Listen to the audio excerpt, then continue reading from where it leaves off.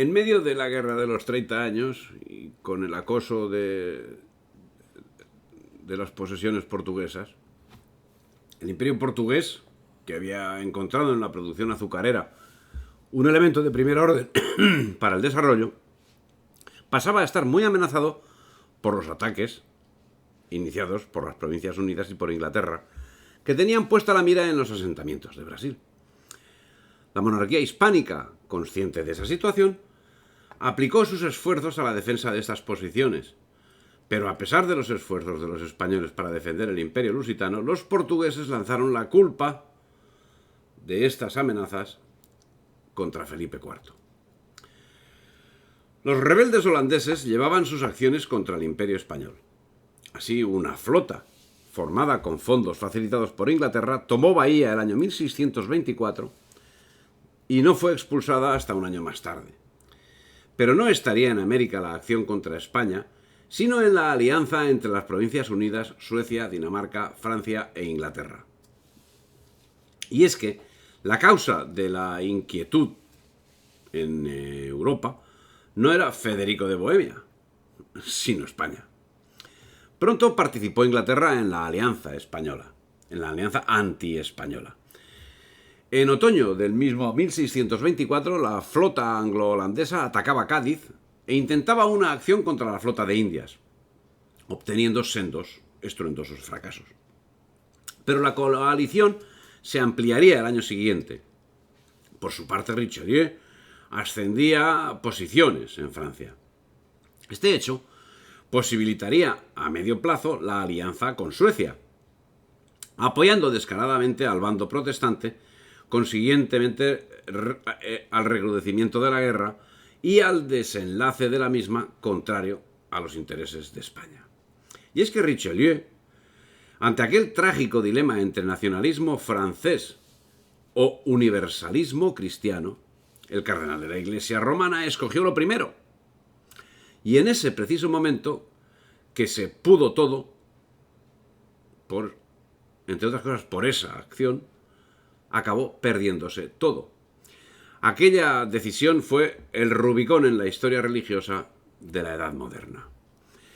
Pero las vicisitudes serían varias, porque en 1626 Segismundo III de Polonia proponía a España la creación de una flota conjunta de los polacos y los Habsburgo para dominar el Báltico con barcos comprados en la Hansa. No resultó este intento, siendo el rey polaco tomado en tenaza por Suecia y Holanda, vencido, y consiguientemente perdida esa posibilidad de control naval del Báltico por parte de España. En 1634 moría la infanta Isabel Clara Eugenia, gobernadora de los Países Bajos. Grave suceso que lo pagaba España, claro.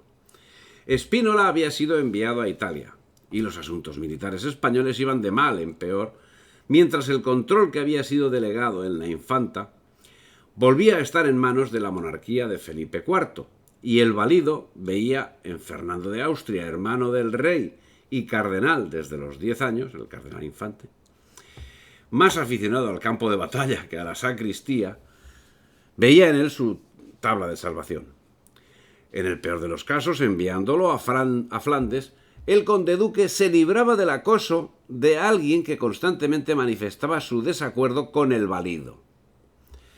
Ya lo había hecho virrey de Cataluña, donde alcanzó gran prestigio, para desdoro de don Guzmán, quien encontró en Flandes el avispero que deseaba y que el infante tomó con gusto como jefe del ejército imperial.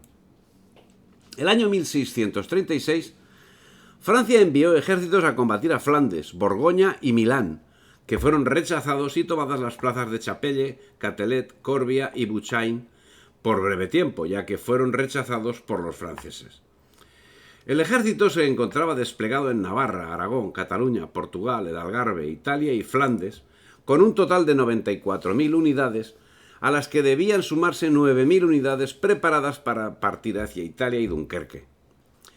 Para su mantenimiento, Olivares usó efectivos que requerían financiación de unas arcas que estaban vacías, por lo que se recurrió a impuestos especiales.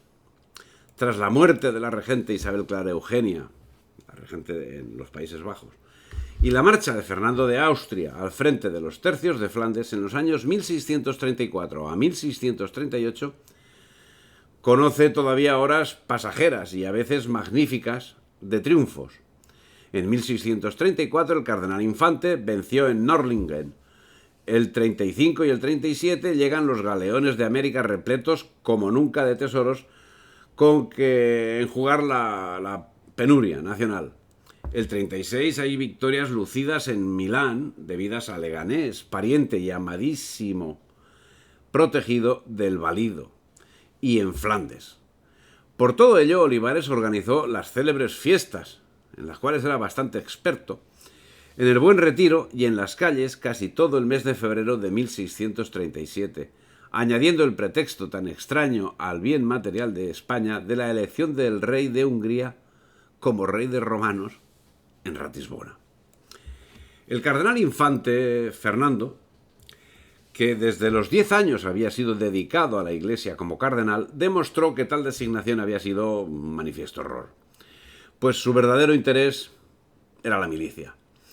Con su flamante título de general de los ejércitos en 1634 se disponía a trasladarse de Nápoles a Flandes, cuando fue llamado por Fernando de Habsburgo para combatir en Baviera contra las tropas suecas de Gustav Horn para la conquista de Nördlingen.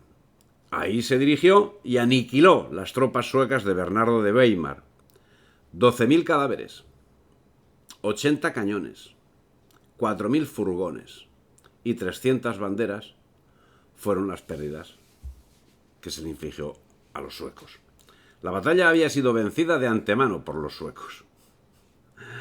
Pero aunque la iniciativa de estos, la feroz defensa de la colina de Albuc, llevada a cabo por los tercios españoles, consiguió rechazar hasta 15 cargas de los suecos, que fueron finalmente derrotados en medio de una inmensa mortandad con el apoyo de las tropas de caballería italiana.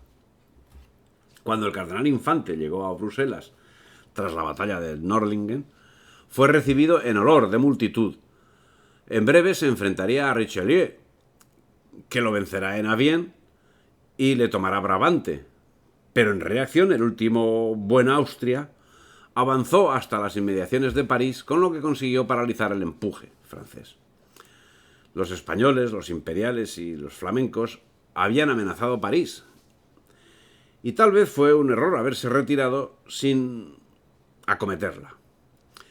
Tropas de España habían invadido Francia por la frontera de Navarra y de Guipúzcoa.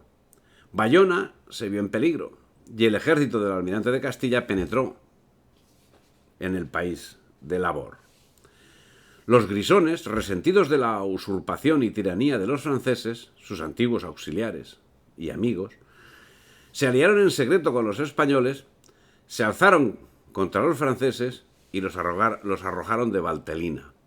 Pero esa decisión no le tocaba al cardenal Infante el ser tomada, sino al conde duque, justamente el peor enemigo que tenía Fernando de Austria, que no tardaría mucho en fallecer. La enfermedad le deparó la muerte el 9 de diciembre de 1641, para desgracia de España.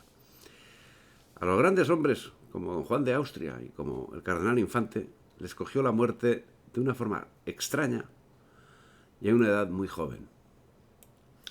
Con la muerte de Fernando de Austria desapareció toda esperanza para España. Era el único general con carisma suficiente para arrebatar los ánimos de los combatientes y del pueblo. Quedaba el conde duque de Olivares. Y mientras, en Italia, nos abandonaban los que creíamos nuestros más firmes aliados y nuestros mejores y más útiles amigos. Y hasta los pequeños príncipes, que habían sido de antiguo vasallos españoles, desamparaban la causa española y se unían a los franceses. Los sucesos se resolvían cada vez más en menoscabo de España. En noviembre de 1647, la Francia del cardenal Richelieu, aliada con los protestantes, estaba obteniendo los resultados buscados con la guerra de separación de Cataluña y Portugal. Junto con los suecos ganó las batallas de Levingen y Sommerhausen, y obligó al duque de Baviera a abandonar sus estados casi a la edad de 80 años. El conde de Harcourt tomó Balaguer y derrotó a los españoles en 1645. En Italia se perdió Ponto Longone en el año 1646. 20 barcos y 20 galeras de Francia, que constituían casi toda la marina restablecida por Richelieu, derrotaron a la flota española en las costas de Italia. Pero esto no era todo. Las armas francesas invadieron también Lorena con el duque Carlos IV, príncipe guerrero pero inconstante, imprudente, desafortunado, quien se vio a la vez despojado de su estado por Francia y hecho prisionero por los españoles. Los aliados de Francia hacían presión sobre el poder austriaco. El duque de Alburquerque, general de los portugueses, ganó a España la batalla de Badajoz en mayo de 1644. Torstensson desafió a los imperiales cerca del Tabor en marzo del 45, obteniendo una victoria completa. Y el príncipe de Orange, a la cabeza de los holandeses, penetró hasta Brabante. El rey de España, derrotado en todas partes, veía al Rosellón y a Cataluña en manos de los franceses. Nápoles sublevada contra él. Acababa de entregarse al duque de Guisa. Nápoles se había entregado al duque de Guisa, último príncipe de esa rama, perteneciente a una casa tan fecunda en hombres ilustres y peligrosos. Si te ha gustado el vídeo, dale me gusta, difunde y suscríbete al canal.